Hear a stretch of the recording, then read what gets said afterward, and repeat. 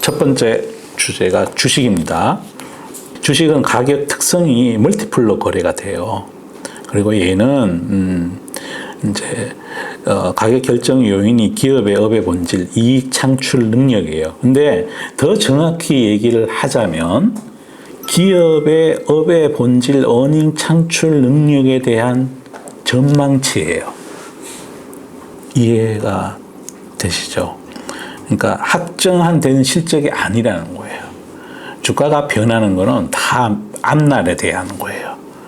앞날에 얘가 돈을 벌 거냐 말 거냐로 주가가 오르내리지 이번 분기 실적이 좋았다 그래서 안 그래 그거는. 왜 그러냐 하면 이게 시장이 합리적이잖아요. 그리고 수많은 애널리스트 분들이 있고 요즘 같은 기업 정보가 많이 공개되어 있어요. 그래서 각자 나름대로 모든 사람들이 추정을 해. 아, 이번 분기에 실적일 것 같다. 그래서 실적 발표 나올 때쯤 되면 가격에 이미 다 반영되어 있는 거예요. 그래서 우리 돌고래 독수 여러분들이 어닝 서프라이즈가 많이 났다고 막 그걸 근데 주가가 옆으로 기고 있는 데서 서프라이즈 나면 그건 따라 사도 돼. 근데 주가가 이미 올라 있는 데서 서프라이즈 났다. 그러면 이렇게 생각할 거예요. 다 반영이 됐구나. 그래서 사더라도 다음 분기가 실적이 어떻게 될 건가에 대한 아웃룩을 내가 한번 챙겨보고 그리고 최소한 그 서프라이즈 난 실적을 갖고 얘가 어떻게 플레이 되는지를 며칠 지켜볼 필요가 있어. 좋은 실적이 나오는데 그날부터 기관을 여기를 막 팔아. 그 얘기는 미리 반영이 됐다는 거죠. 됐다. 주식은 기업의 업의 본질, 어닝 창출 능력에 대한 앞날의 전망으로 본질적으로 그렇게 결정이 되는데, 근데 이게 시장 내에서 이건 펀드 때문에 그럴 수도 있는 거고, 외국인 투자가도 그렇고, 그 네 가지의 그 종류별로 내가 매매 시점 얘기하고 그랬잖아요.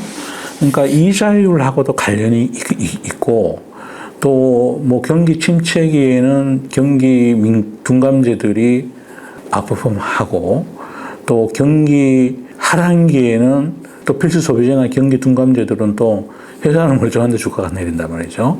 그런 것도 다 봐야 된다. 변동성이 심해. 그래서 왜 심하냐? 이게 수많은 집단 지성들이 생각하는 게 서로 다를 거 아니에요. 매일 어떤 사자 팔자가 접합을 이루어서 체결이 된다는 것은 무슨 의미냐 하면 나는 사는데 누군가 판다는 거잖아. 그러니 얼마나 다양한 사람들이 여기 있냐는 말이에요. 내가 주식을 사서 먹는다는 거는 내 대신 누군가가 내가 살 수 있게 싸게 팔아줘야 되는데 그 팔아주는 사람이 잘못 알고 있고 나는 현명해야 되는 거잖아요. 그죠? 그래서 미래에 대한 꿈을 잘 꿔야 된다고 제가 말씀드리는 거고 실적 잘 나온 뭐 가치주나 이런 거에 대해서는 사실 지나놓고 보면 그건 매매를 귀신같이 하지 않으면 큰 돈이 안 벌려요. 그래서 우리 수업 받는 학생분들은 꼭 주식을 그러니까 뭐 단기적인 주가의 변동성을 초래하는 거는 뭐 저도 옛날에 그 새끼 매니저일 때는 이런 생각을 했었어요. 수급, 펀더멘탈, 모멘텀 이게 주가를 결정한다고 알던 시절이 있었어요. 저도. 근데 이제 그건 아니더라고요. 그 수급이나 뭐 차트, 모멘텀 이런 거 하나도 중요하지 않고 업의 본질이 중요하고 그 업의 본질을 제대로 공부해서 남들은 이거를 싫다고 그러고 던지는데 내가 봤을 때는 아주 좋은 기회다 그러면 자꾸 사서 모으면 돼. 세상의 변화가 어떤 기업을 통해서 이익으로 돌아오게 되는 거에 대한 거를 확신하면 시장에 그러한 편견이 있을 때 나는 그 주식을 싸게 사서 사람들이 미치도록 좋아할 때 슬금슬금 팔아주면 되는 거죠. 그렇게 투자하시면 돼요. 그래서 주식은 멀티플로 거래된다. 또 하나 이제 드리고 싶은 말씀이 이제 애널리스트 뷰를 갖고 어떤 회사는 왜 70배를 주고 어떤 회사는 65배를 주고 20배를 주고 막 이러냐 그러잖아요. 그죠? 단기적인 주가는요, 적정 주가가 없어. 그래서 그 잘못된 증시 격언 중에 주식은 인기 투표다라고 그런 말을 하시잖아요. 위인 선발대회다. 단기적으로는 그렇습니다. 그래서 지금 어떤 주식이 가장 인기 있느냐가 주가가 올라가요. 근데 그게 버블을 만들 수도 있는 거고 그래서 우리 학생들은 인기 있고 뭐 이런 것도 잊어버리시고 수급도 잊어버리시고 오직 업의 본질, 세상의 변화가 어떤 기업에 어떤 영향을 미치게 되고 그 기업이 거기에 잘 적응해서 X값을 잘 분석을 해서 얘가 실적이 잘 나오게 될 거다. 그런 것들을 남들이 싫다 그럴 때, 편견일 때 사서 사람들이 좋아한다고 그러면 그때 이제 슬금슬금 팔아먹으면 된다. 라고 말씀드립니다. 이제 채권하고 예금입니다. 둘은 거의 똑같다고 볼 수도 있는데 또 많이 틀리기도 하고, 정기예금은 정기예금뿐이 아니라 모든 예금이 그렇죠. 원금이 변화가 없어. 금리가 오르든 내리든 처음에 약정받은 이자율대로 이자를 받는 거예요. 근데 채권은 이자를 주기는 주는데 금리가 오르내림에 따라 가지고 채권 가격이 변해요. 그냥 간단히 이렇게 생각하시면 돼요. 이제 1년에 이자율이 가령 50% 주는 어떤 나라가 있다. 그래서 지금 이자율이 50%인데, 10,000원어치 채권을 사면 1년 뒤에는 15,000원이 되는 거잖아요. 그죠? 근데 갑자기 금리가 100%로 뛰어버렸어. 그러면 15,000원을 만들기 위해서 더 적은 돈이 들어가도 15,000원을 만들 수 있잖아요. 이자율이 100%가 돼버렸으니까. 종전에는 10,000원어치를 사야 15,000원이 됐는데 갑자기 어느 날 이자율이 100%가 됐다 그러면 이번에 10,000원어치를 사면 20,000원이 돼버리잖아요. 그럼 똑같이 1년 뒤에 15,000원이 되기 위해서 투자해야 될 원금이 7,500원으로 줄어들죠. 그죠? 그죠? 네. 그러면 처음에 10,000원에 샀던 사람은 저절로 화면에 표시되는 걸로 평가가 어떻게 되어 있냐면 7,500원으로 손해난 것처럼 표시가 돼요. 근데 그건 손해난 게 아닌 거지. 지금 팔면 손해나. 왜냐하면 그 채권은 가격이 변하는데 이자율에 따라 가지고 왔다 갔다 하는데 좀 전에 얘기했던 그 메커니즘으로 변한단 말이에요. 금리가 올라가면 채권 가격은 떨어지는 거야. 그러니까 이자율이 50%일 때는 10,000원을 내야 15,000원을 만들 수 있었는데 이자율이 100%가 되면 7,500원만 투자해도 15,000원이 돼버리니까 1년에 100%니까 7,500원 줄 거 아니에요. 그럼 15,000원이잖아. 그러면 그때 채권 시장에서 채권 가격은 10,000원에 산 사람도 7,500원이라고 평가만 그렇게 나와. 근데 시간이 지나가서 이제 1년짜리 채권이라면 쭉 시간이 올라가면 남은 기간이 줄어들수록 그 7,500원이 있던 게 10,000원으로 회귀하는 거죠. 그래서 연말이 되면 여전히 10,000원을 발행한 내가 채권자니까 그게 뭐 금융채다 그러면 그 금융회사에서 나한테 10,000원을 주는 거예요. 그래서 신용 등급이 높은 회사의 채권을 사면 이거는 원금 보장이 사실은 되는 거죠. 그 사이에 평가 손익에 대해서는 사실은 크게 신경 쓸 필요가 없는 거예요. 신용 등급이 높은 어떤 그 회사의 채권을 샀는데 혹은 국채를 샀는데 금리가 시장 금리가 쭉 올라가서 아까처럼 7,500원으로 내려와 있다.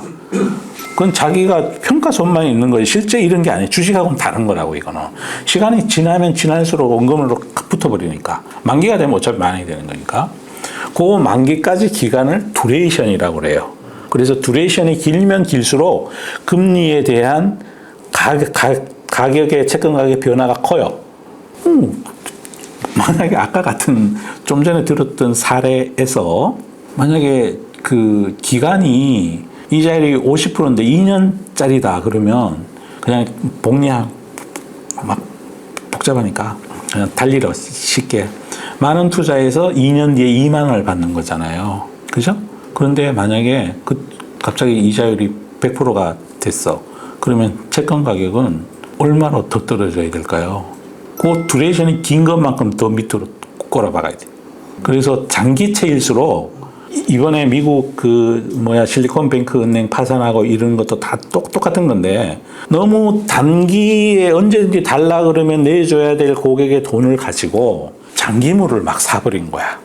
그러니까 금리가 올라갔을 때 손익의 폭이 훨씬 커져버린 거예요. 1년치 이자만 손해보는 게 아니고 2년치, 3년치, 만약에 5년물짜리를 편입해놨다 그러면 1년에 가령 1년치에 3%의 손해볼 거를 5년치를 손해를 다 보니까 15% 손해를 보는 것이 이제 듀레이션이 길면 길수록 채권 금리 변화에 따른 가격의 변동폭은 크다 작다? 커요. 그래서 쓸데없이 금리가 많이 올라가는 구간에 되면 채권 가격이 많이 떨어져 있을 거니까 그때 장기물을 사면 돼. 장기물을 사면 이거는 백전백승이야. 제가 돈 번 거 중에 이제 처음에 시드머니를 만든 거는 제가 근무하던 M증권 주식이 많이 올라서 내가 돈을 벌었고, 그 다음에는 그거 팔아가지고 리만 사태 났을 때 채권 사서 본 거예요. 그 뒤에도 그리고 딱 1년 만에 거의 막 70% 정도가 뭐 이렇게. 그 대신에 이 채권은 그때 우리나라 은행이 발행한 해외 채권이 있었는데, 홍콩에서 거래되고 막 그럴 거 아니에요. 그죠? 여기에서 거래되는. 그게 하나은행이 발행한 해외 그 신종 자본증권이 파가 100인데 기준가가 100이라는 얘기예요. 65에 거래가 됐어요. 나는 하나은행이 망하지 않을 거라는 거에 확신이 있단 말이에요. 한국에 있으니까. 그러니까 많은 금액을 살 수가 있는 거지. 확신을 갖고. 그게 그 다음에 초에 2009년 초에 샀는데, 그치, 2009년 초에 샀는데 2010년 초에 되니까 가격이 107까지 올라왔어요. 듀레이션이 긴 거예요. 그걸 뭐 온팡 먹은 것이 뭐 진짜 진짜 어마어마하게 먹은 거예요. 그래서 그것도 홀라당 팔아가지고 그 당시에 제가 이제 투자회사를 만들었으니까 제가 그 투자를 하면 이해상 상충이니까 국민주택 2종 채권을 샀어. 제로 쿠폰이야 그거는. 이자를 안 줘. 그러니까 이자를 주지 않으니까 금리에 대해서 더 가격 변동폭이 커요. 중간에 이자를 주지 않으니까 오직 가격에만 영향을 미치는 거예요. 쿠폰이 없는 거니까. 그래서 그거 10년, 막 15년물 남고 막 이런 거를 그때 내가 뭐 6,300원, 400원 일자 그때 제가 매입했을 때 제로 쿠폰 한 5% 정도 하고 있었어요. 그걸 제가 2014년인가 언제 조금 뭐 이사도 해야 되고 팔았는데 그때 시장 금리가 1점 몇 프로로 떨어진 거니까 엄청 먹은 것이 뭐. 그래서 이제 큰 돈 버는 사람은 채권 갖고 버는 사람들 많아요. 그래서 제가 여의도 다락방에서 그 채권 사야 된다고 작년 연말에 막 그렇게 방송을 드렸잖아요. 그때 산 사람 지금 다 돈 많이 벌었죠. 특히 그 장기물 산 사람. 그래서 이게 채권도 우리 여기 우리 수업 받으신 분들이 반드시 알고 있어야 돼요. 그냥 쉽게 생각해서 금리가 내려간다. 그러면 채권 값이 올라가는 거야. 채권 값이 올라가는 거고 그냥 단순하게 그렇게 생각하시면 돼. 뭐 아까 제가 계략적인 구조는 설명을 드렸으니까 무지막 헷갈릴 수 있으시니까 그냥 제가 그냥 쉽게 금리가 올라가면 채권 가격은 떨어지고 금리가 떨어지면 채권 가격은 올라가는 거야. 그런데 올라가는 정도가 남아있는 기간이 길면 길수록 그걸 듀레이션이라고 그러는데 그게 길면 길수록 폭이 커. 그리고 중간에 평가 손으로 잡히더라도 신용등급이 멀쩡하면 만기가 되면 기간이 지남에 따라가지고 차근차근 와가지고 원금에 도달한다. 그렇게 생각하시면 돼요. 그래서 막 블랙스완이 왔을 때 금리가 크게 막 솟구치고 이럴 때 미국의 장기물 국채를 사는 거는 괜찮아요. 거기 또 ETF가 있어. 그거 사는 거는 괜찮아. 그건 이자도 보장이 되고 시세 차익도 사실은 보장되는 거니까. 근데 어제 미국 연준에서 금리를 올렸잖아요. 5.25를 올렸는데 시장에서는 이미 장기물 금리가 떨어지기 시작했었다고.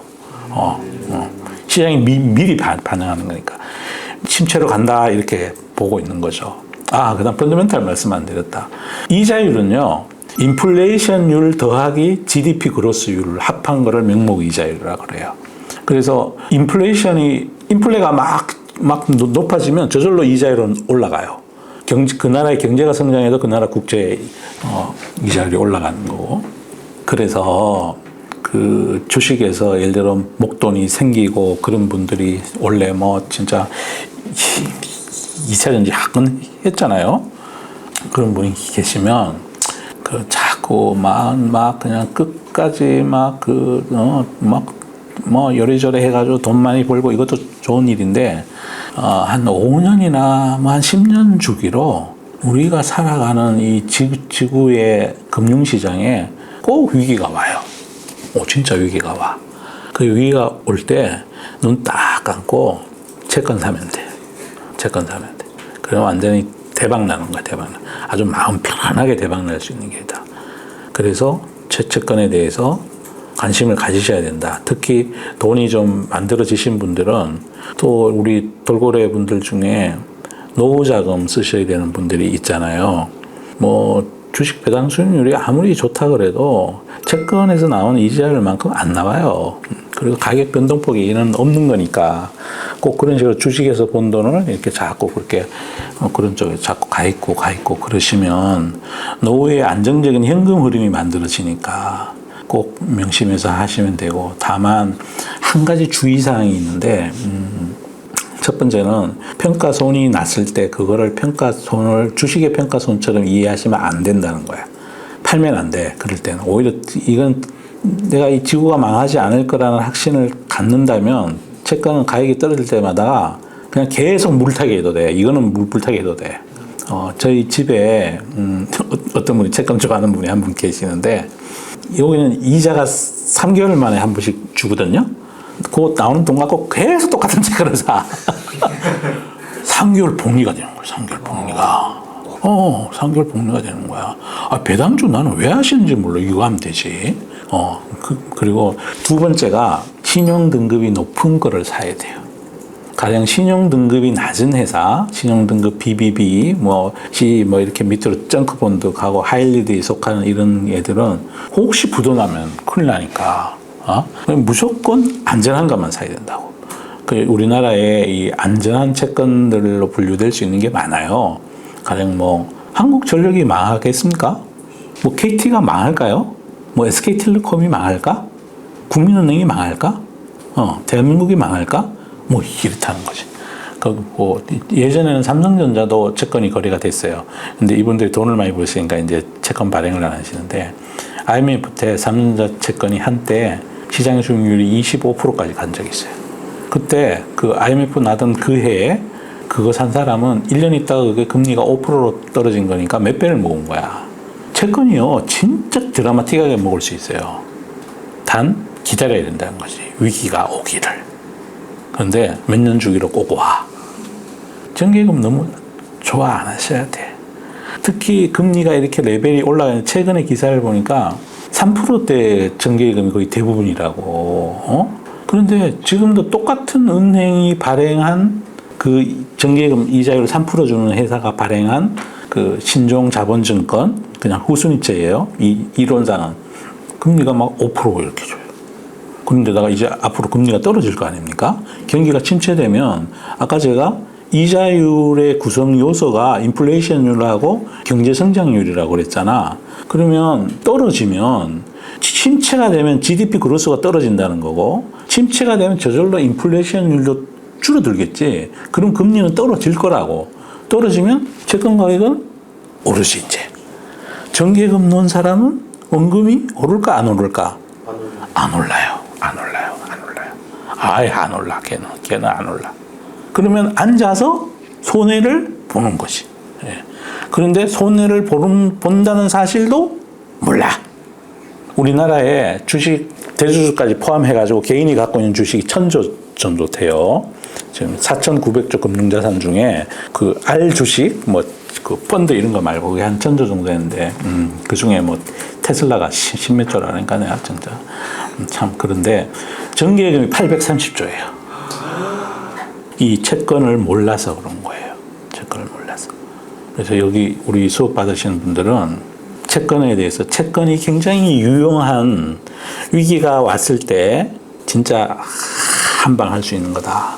그래서 제가 돈은 사람과 시간이 벌어준다 그랬잖아요. 어떨 때는 기다리는 데니까 위기가 오기를 기다렸다가 세상이 시끄러워졌을 때 채권 값이 진짜 밑으로 꼬락 박아요. 금리가 연준에서 올리고 그리고 환율이 위로 솟구치고 이러면 채권은 내려간다니까. 그럴 때 그냥 모른 척하고 그리고 그때 채권 던지는 사람은 제가 외국인들이 현명하지 않다고 그랬잖아요. 제가 그때 제 채권 산 거를 판 곳이 누구냐면 바클레이즈 은행이야. 거래 상대방이. 글로벌의 위기가 오면 유럽에 있는 펀드들은 아시아물에 대해서 일단 리스크 관리부터 들어가는 거니까 무조건 던지는 거야. 무조건. 그러니까 채권 시장이 됐든 주식시장이 됐든 바닷가 상투는 누가 만드느냐 하면 항상 외국인이나 기관 투자가 만들어. 또 거기에는 로스컷이라는 강제적 그 리스크 관리 규정이 있단 말이야. 그래서 일정 수준 이하로 내려가면 뭐 싸지고 말고 이런 게 아니라 그 리스크 관리 손절매 커트라인에 딱 도달하게 되면 채권이 됐든 주식이 됐든 그냥 갖다 팔아야 된다고. 규정상. 그리고 그 규정을 또 이행을 해야 돼요. 이행하는지 안 하는지를 그 운용사에 있는 리스크 관리 본부에서 체크를 해요. 운용사에 이제 펀드 매니저 말고 그 크게 업무를 보면 뭐 저 경영관리 서문은 알고 계실 거고 운영과 관련해서 백오피스가 있고 그다음 또 두 가지 중요한 기능이 있는데 하나가 리스크 관리부가 있고 하나가 컴플라이언스 본부가 있어요. 컴플라이언스 본부는 준법 감시를 하는 거고 요 리스크 관리 본부는 요 그 자산들이 그 리스크 관리 규정에 보면 가령 뭐 업종 평균보다가 뭐 몇 배 밑으로 꼬라박게 되고 그러면 기계적으로 매도하게 돼 있어요. 그런 거다. 하여간 안정적인 거를 사야 된다고 제가 말씀드리는 거예요. 그리고 채권의 가격 결정 요인에 대해서 좀 전에 설명을 드렸고, 그리고 요거는 큰돈 굴리신 분들이 한 5년 정도 시간을 기다리면요. 이제 금리가 내려가는 구간에 갈 것 같고, 그러니까 또 이렇게 뭐 흥청망청 하다가 경기 좋아졌네 이러면 또 물가 올라가고 그러면 또 금리 올라가요. 그럼 또 뭐 난리 난 것처럼 막 신문에서 떠들고 뭐 온 국민이 미국의 CPI가 어쨌니 개인 소비 지출이 어쨌니 그럴 정도가 되면 또 올라가 있다니까. 그때 그냥 모른 척하고 감사합니다 하고 사면 돼. 그리고 개인 투자가 분들 경우에 소액이면 미국에 거래되는 장기물 채권에 대한 ETF가 있어요. 코드 번호가 있어. 그러니까 뭐 나스닥 지수 선물 3배 이런 것만 사지 마시고 이럴 때는 그게 더 나아. 그래서 말씀을 드립니다. 여기까지 주식과 채권에 대해서 말씀드렸습니다.